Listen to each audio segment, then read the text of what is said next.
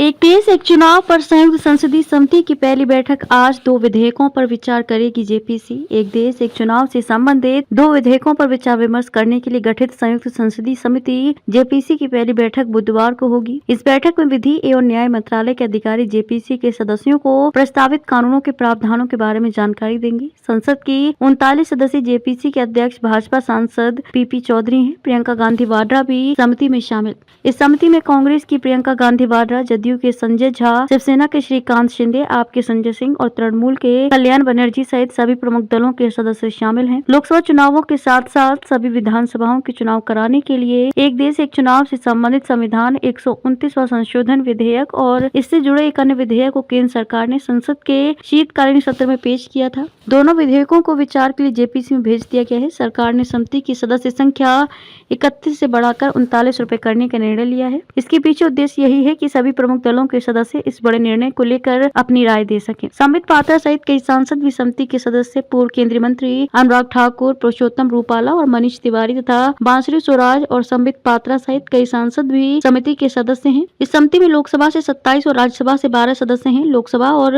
राज्यसभा में कानून मंत्री अर्जुन राम मेघवाल द्वारा प्रस्तुत प्रस्ताव के मुताबिक संयुक्त संसदीय समिति अगले संसदीय सत्र के अंतिम सप्ताह के पहले दिन अपनी रिपोर्ट देगी। आखिरी बार 1967 में देश में वन नेशन वन इलेक्शन के तत्कालीन फॉर्मेट के तहत चुनाव हुए। उत्तर प्रदेश, जिसे पहले यूनाइटेड प्रोविंस कहते थे, को छोड़कर पूरे देश में एक चरण में चुनाव हुए। यूपी में उस वक्त भी 4 चरण में चुनाव कराने पड़े। 1967 का इलेक्शन आजादी के बाद चौथा चुनाव था। तब 520 लोकसभा सीटों और 3563 विधानसभा सीटों के लिए वोट डाले गए थे। इस वक्त तक सत्ता में केवल कांग्रेस की सरकार थी, लेकिन जवाहरलाल नेहरू की मृत्यु के बाद न सिर्फ इंदिरा गांधी को सहयोगियों के विरोध से जूझना पड़ रहा था, बल्कि कांग्रेस के खिलाफ देश में भी विरोधी लहर चलने लगी थी।